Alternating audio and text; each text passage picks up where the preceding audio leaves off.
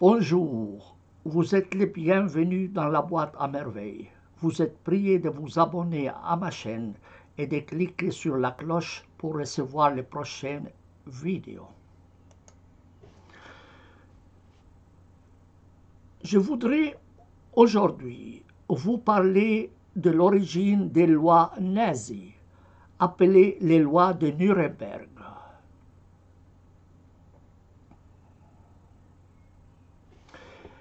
Les lois nazies, appelées les lois de Nuremberg, sont une série de lois racistes, promulguées le 15 septembre 1935, qui constituent un jalon dans la politique législative anti-juive en Allemagne. La législation la plus importante était la loi sur la citoyenneté du Reich et la loi allemande sur la protection du sang et l'honneur allemand, qui supprimait la citoyenneté des Juifs en tant que membres d'une autre race et empêchait les relations sexuelles entre Juifs et non-Juifs, ou l'emploi de servantes allemandes dans des foyers juifs. Ces lois visaient à séparer légalement et socialement les Juifs et les Allemands en Allemagne. Cette idéologie nazie exclusiviste n'est pas l'invention des Allemands, mais une idéologie empruntée aux Juifs. Il suffit de lire les ouvrages du professeur Israël Shaak pour se rendre compte du racisme au sein du judaïsme. Cette pensée raciste juive se trouve dans un discours publié en 1844 par le premier ministre britannique Benjamin Disraeli, dans lequel il décrit la pureté de la race juive dans des expressions qui feraient rougir Hitler lui-même.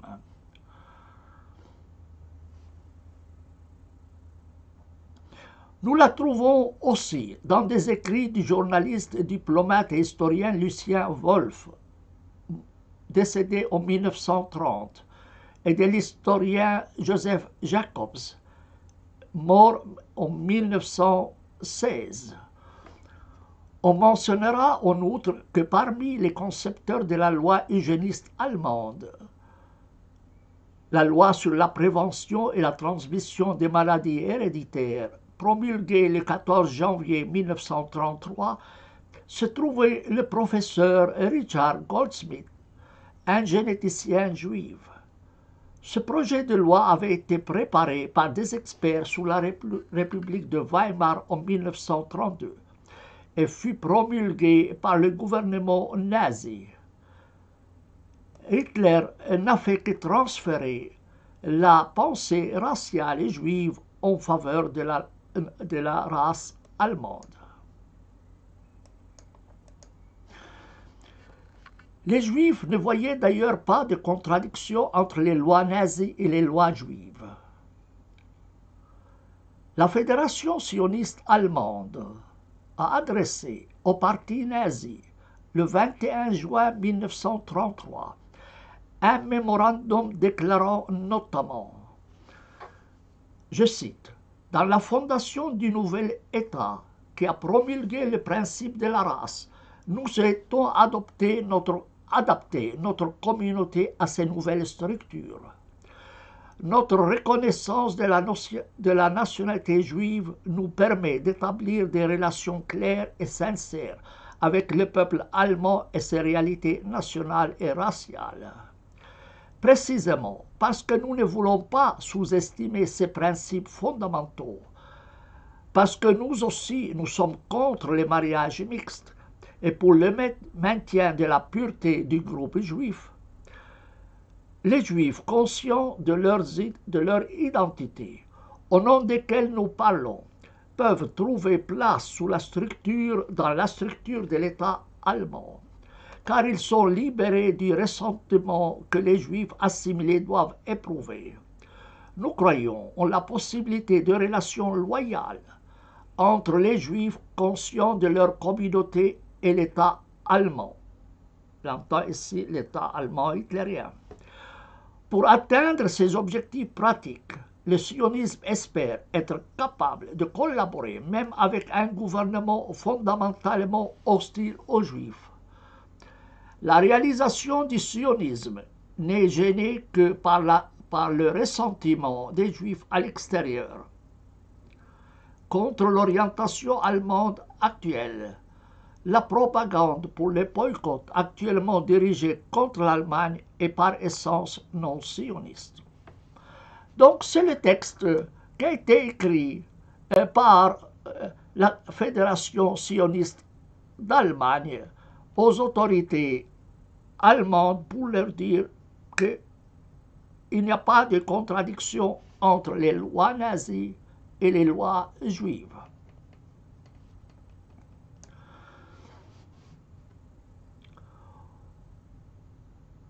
Au procès des criminels de guerre de Nuremberg, au cours de l'interrogatoire du théoricien de la race, Julius Streicher, les juges lui ont posé la question suivante. Donc c'était un des criminels de guerre condamnés à Nuremberg. Les juges lui ont posé donc la question suivante. En 1935, au congrès du parti à Nuremberg, les lois raciales ont été promulguées. Lors de la préparation de ce projet de loi, avez-vous été appelé en consultation et avez-vous participé d'une façon quelconque à l'élaboration de ces lois? Réponse de Streicher. Oui, je crois y avoir participé, en ce sens que, depuis des années, j'écrivais qu'il fallait empêcher à l'avenir tout mélange de sang allemand et de sang juif. J'ai écrit des articles dans ce sens et j'ai toujours répété que nous devions prendre la race juive ou le peuple juif pour modèle. J'ai toujours répété dans mes articles que les juifs devaient être considérés comme un modèle par les autres races, car ils se sont donné une loi raciale, la loi de Moïse, qui dit « Si vous allez dans un pays étranger, vous ne devez pas prendre des femmes étrangères. » Et ceci, messieurs, est d'une importance considérable pour juger les lois de Nuremberg. Ce sont ces lois juives qui ont été prises pour modèle. Je répète, les paroles donc du criminel de guerre Streicher. Ce sont ces lois juives qui ont été prises pour modèle. Quand des siècles plus tard, le législateur juif Esdras constata que malgré cela, beaucoup de juifs avaient épousé des femmes non juives, ces unions furent rompues. Ce fut l'origine de la juiverie qui, grâce à ces lois raciales, a subsisté pendant 2 siècles, tandis que toutes les autres races et toutes les autres civilisations ont été anéanties.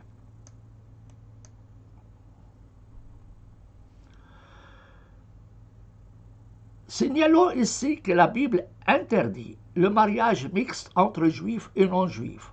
On y lit dans Deutéronome chapitre 7, lorsque Yahvé, ton Dieu, t'aura fait entrer dans les pays dont tu vas prendre possession, des nations nombreuses tomberont devant toi. Yahvé, ton Dieu, te les livrera, et tu les battras, tu les dévoreras par anathème.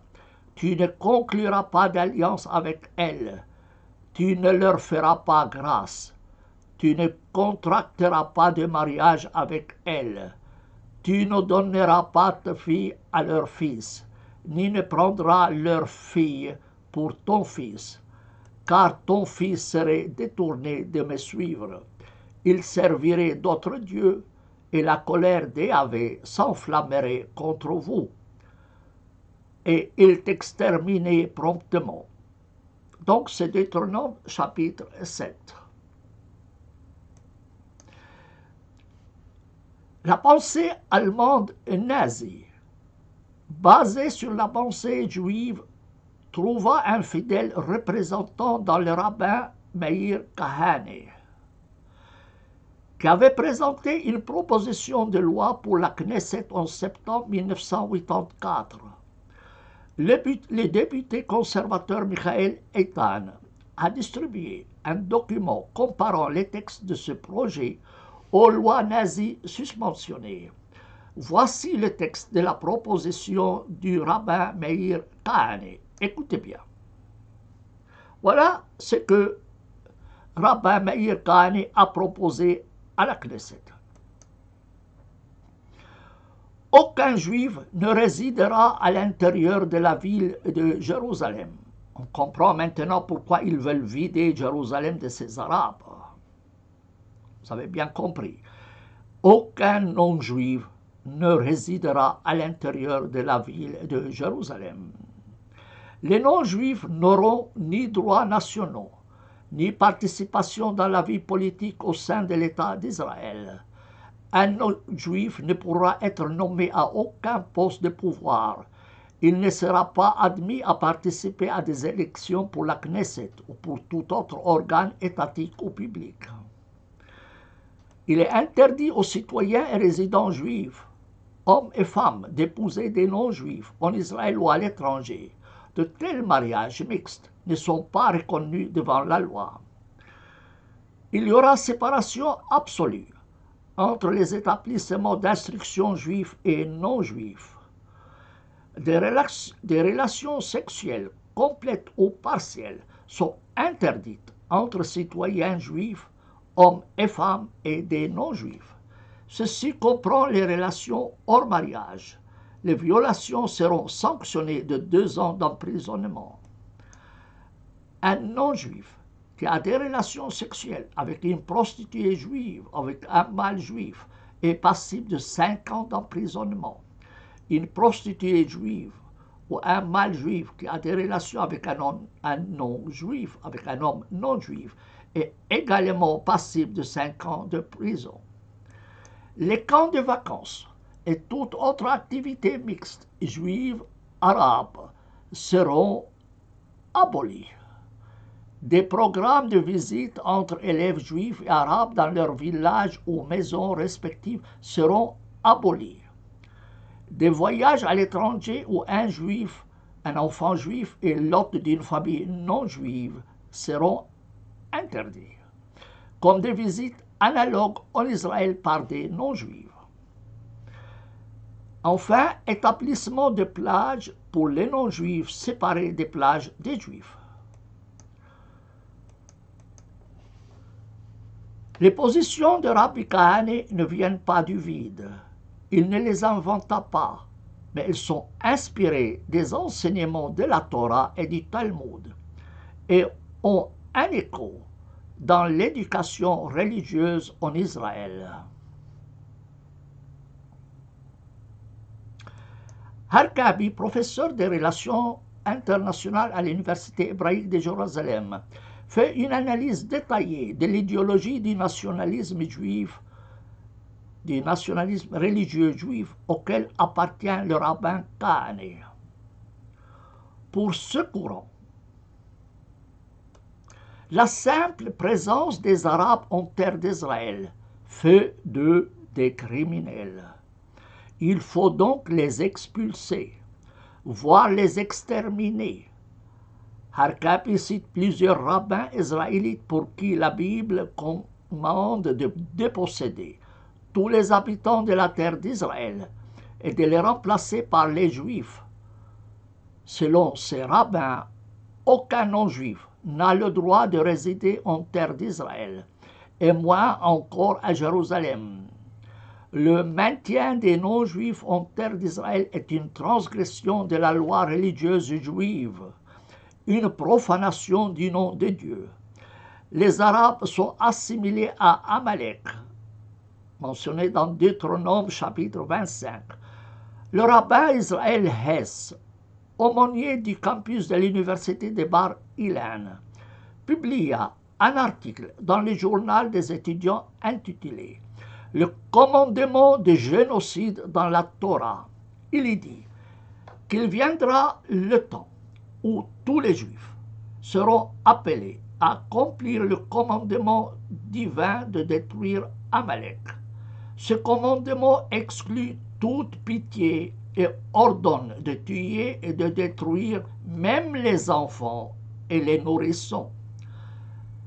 Ce rabbin invoque Maïmonide pour affirmer que le fait de tuer un non-juif ne transgresse pas le commandement « tu ne tueras point ».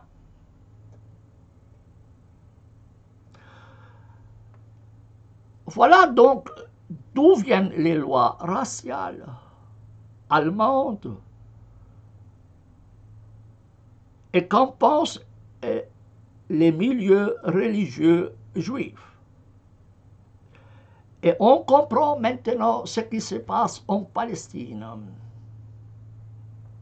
avec la destruction de 81% des villages palestiniens et l'expulsion de leurs habitants et l'interdiction de leur retour.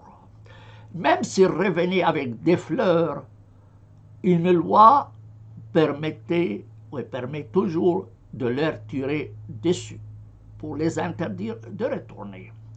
Et on voit aujourd'hui la politique israélienne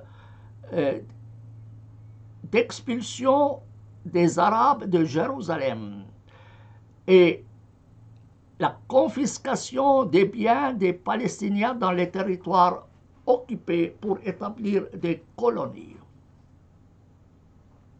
J'espère que ces indications vous aideront à comprendre ce qui se passe aujourd'hui et quelle est la parenté entre les lois nazies allemandes et les lois et pratiques israéliennes d'aujourd'hui. Je m'arrête ici et je vous souhaite une belle journée. Distribuez cette vidéo à tous vos amis. Il est important de comprendre ce qui se passe.